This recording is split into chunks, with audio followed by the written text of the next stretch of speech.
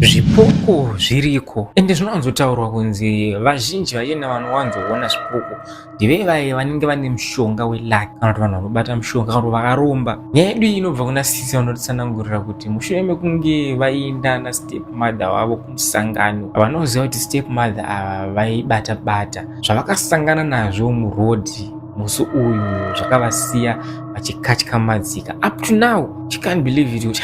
Zvabva nyazofamba sei kupepa? Ngatinyazopinda munyaya yedu tinyazonzwa kuti zvakafamba sei.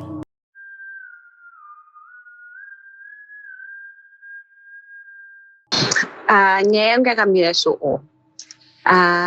Inini ndakazvarwa muHarare, but zvekuenda kumusha zvazviri zvimwe zvezvekuti takaenda tichiri vadiki, maparents angu asati adivorca.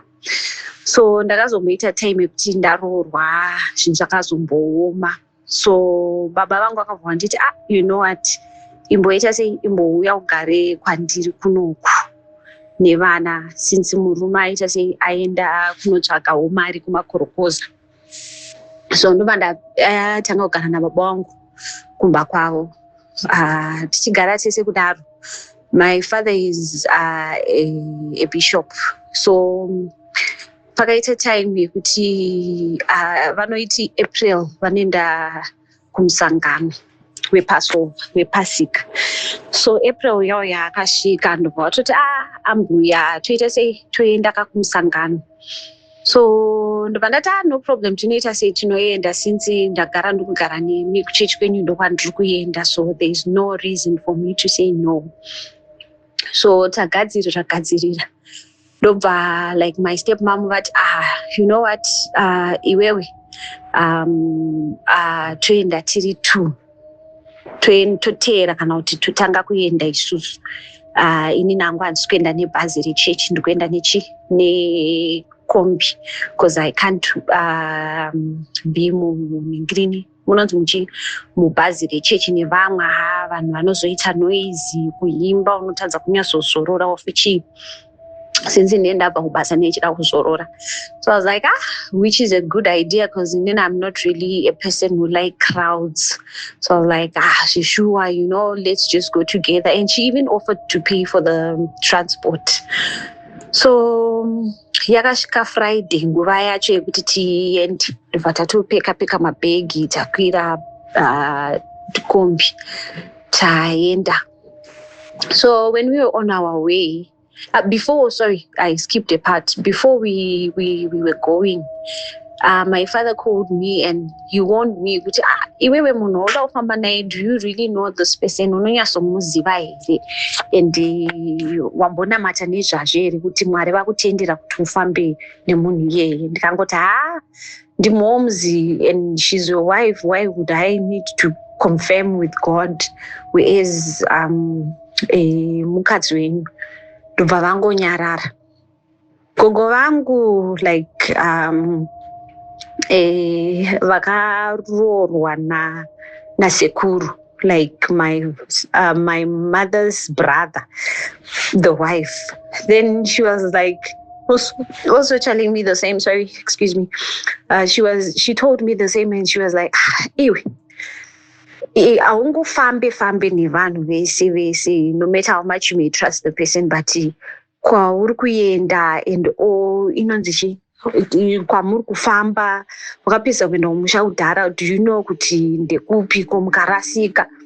Dai mangoenda nevamwe nebhazi, ndobva nangozvipusha away. Takwira fast word, takwira tasvika kwaMurehwa center, ndobva tazokwira inoenda kwedu kwachona. So ameno kuti chii chakangoita kuti tidelayiwe tiri pacenter, ndobva tazosimuka pacenter dzanza tova kumapast 6 manheru. Tafamba ndobva tataurira driver kuti toda kuburukira pakati, toda kuburukira kwaMugabe primary, tizokwanisa kufamba kuenda kumba. Taburutswa pai ameno takatiburutsira ipo paprimary pacho here, because wawa usiku, kana kuti akatiburutsira pasekondari, but kutaura kwaakaita akangoti matosvika maapadhuze ingorovai straight takufamba pepeti kufamba straight yacho yanga ataura. But you know, there's that feeling that you get kuti your surrounding is not like what it should be, or there's something that is following you, or you know that ameno kana muchichiziya kuti kana pane chinhu chisiri right, umwe anonzwa hana yake kurova, umwe anonzwa kuti bvudzi rake rinomira, umwe anofeel out of place. So I started feeling like I should worship. Ndobva ndatanga kuimba ndiri munechemwoyo. Tikufamba ndikati mama, we've been walking for such a long time. Tikuziva here kwatiri kuenda, mokuziva here. Zvikanzi unganditi ngatadze kuziva pamba pamwene vangu chaipo inini. Hazviiti, handei. Tikufamba ndobva taona kamoto. Do you know kuti kune kafire kamoto kanenge kafireworks, handiti kanenge kachipenya, but kanga kari kadiki, like ndingati a feast yemwana, let's say vari kuma 8 years, feast yake yoyoyo. Ndozva zvakaita kamoto ikako.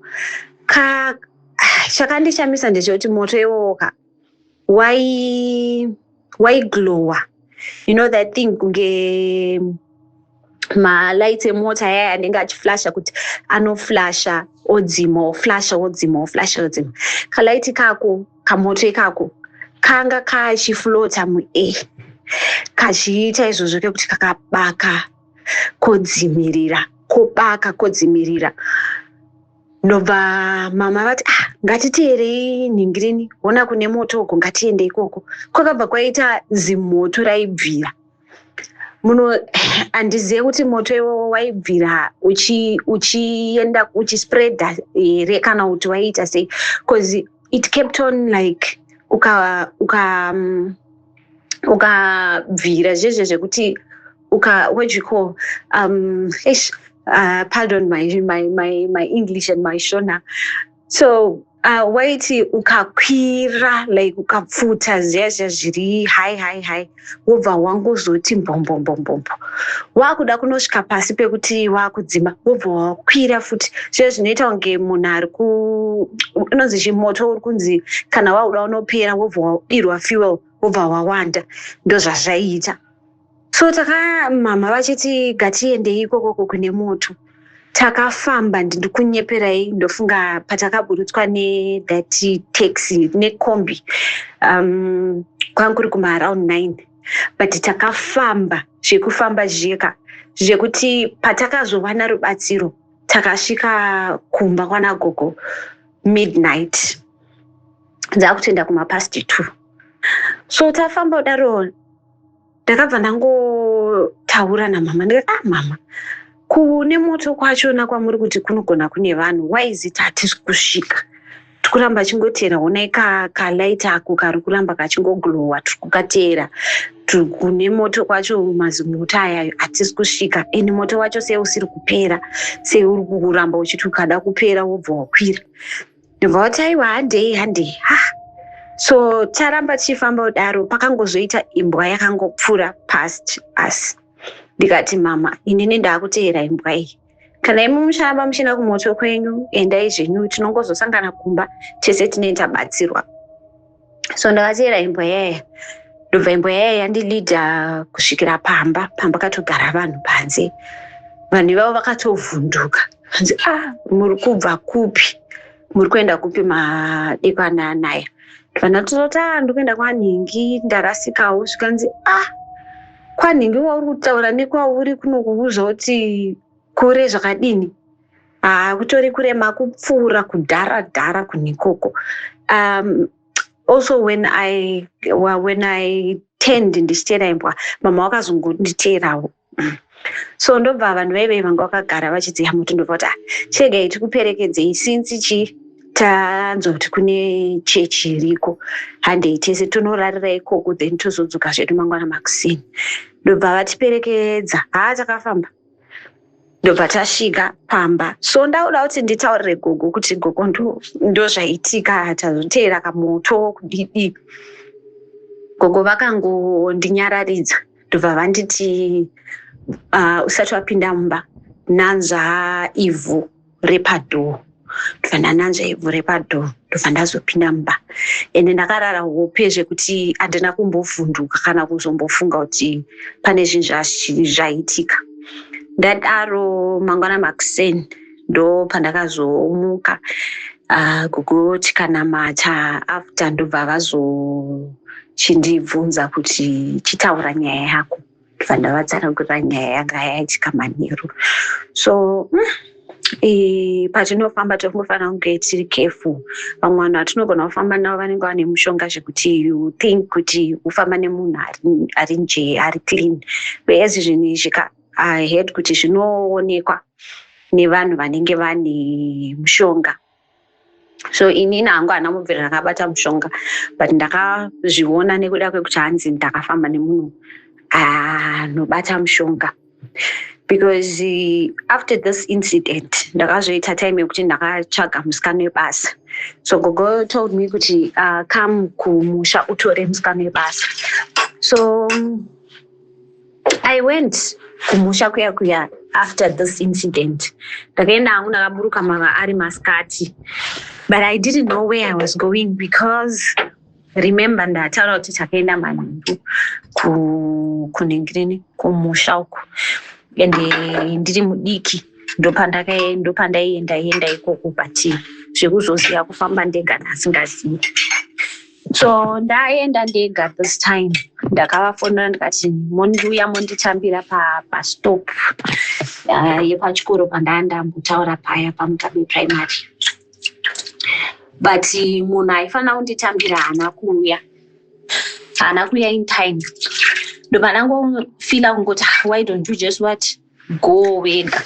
So ndakatofamba ndichiita kunge ndagarwa nesomething chiri kutondiudza kuti 10 left 10 right kusvikira ndasvika. Saka I feel like Joshua it's true kuti kana munhu uchifamba you have to walk nevanhu vari right. Yo, saka ichokwadi kunzi kana munhu ane mushonga kana munhu achibata zvishuwa anosangana ndopo unosangana nezvipoko nezvigoritoto nezvimudzangara nezvimudzangara dzimu. Ndopo unosangana nazvo. Kune vasingabate unotofamba zviri peaceful. Saka tiureva kuti amai ava vainge vane zvinhu zvavanazvo. Nodai vanga vasina zvinhu zvavanazvo, dai vasinobvira varasika kana zvavakaita izvo. Muneonawo seiko nyaya iyi? Let me know what you think in the comment section. My name is Slick Nelkwan. Until next time, ko zvazara.